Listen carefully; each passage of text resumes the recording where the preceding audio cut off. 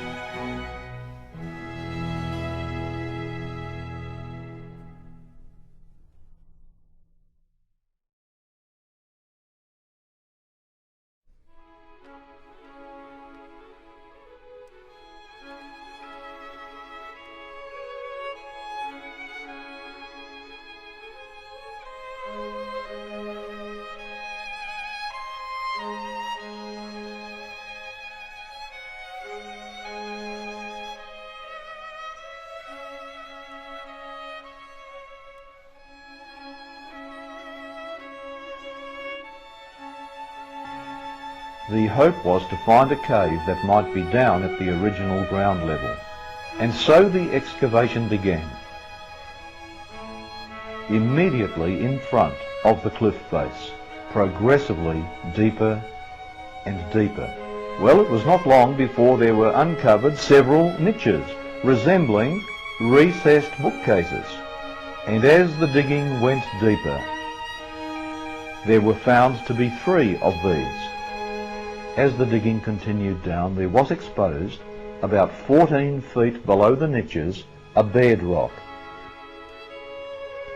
This was a ledge extended 8 feet, about 2.5 metres out from the cliff face. And as the overlay of earth was cleared away, there appeared set into the rock a square shape. It appeared to be a plug, a stone plug. On close examination, there were found to be 2 finger niches with which to pull it up. And under that plug was found to be a post hole going down over 1/2 metre, actually 23.5 inches deep into the rock. A square hole with a plug sealing it over. We have this plug in our possession. There were several objects in the chamber. These were covered over with black, dry rotted animal skins. Over these were dry rotted wooden timbers, and on top of the timbers were stones. And Ron came along over the stones between them and the ceiling. He glimpsed a black stone case. It had a flat stone top, which was cracked completely in 2. And there was found to be a crack in the ceiling. The crack was immediately above the crack in the lid of the stone case. The crack came down through the rock, leapt as it were through the air, then started again. Very, very odd. And the blood came down out of his side, down past his legs, down over his feet.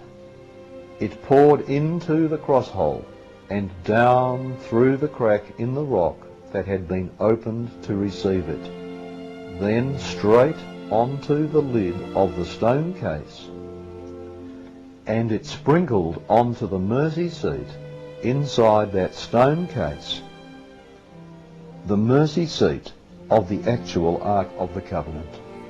And how do we know that? Because the crack has been closely examined, and it shows copious amounts of blood having flowed down into it. It's still there, and it's human blood.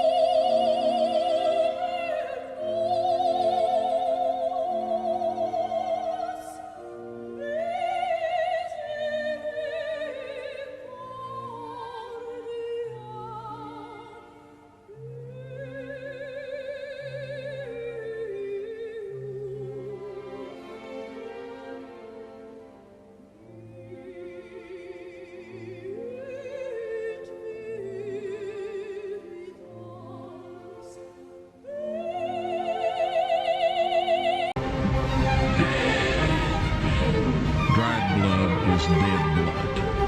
Everybody knows that, all right? They can test the blood of the pharaohs, the mummies of the pharaohs, all right? There's certain things they can do. They cannot get a chromosome count by any method I'm familiar with, all right? Things keep changing. I don't profess to know everything. However, there's no way I know that you can get a chromosome count out of dead blood. You can get DNA and some other things, but not a chromosome count, all right? That's done by living white blood cells. Now then, first of all, in this analysis, I took the blood into a laboratory in Israel. I asked one of the people I work with in antiquities, where is a good laboratory that does reliable work? And they said, such and such, such and such. I took it. I just said, please examine this blood and tell me what you can tell me about it. All right? They said, well, look, we're going to reconstitute it. We're going to put it in normal saline and keep it at body temperature for 72 hours with gentle swirling. All right?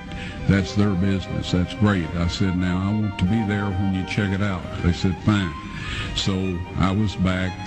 They checked it out. I said, now, they said it's human blood. We can tell that. They did whatever tests they need to do.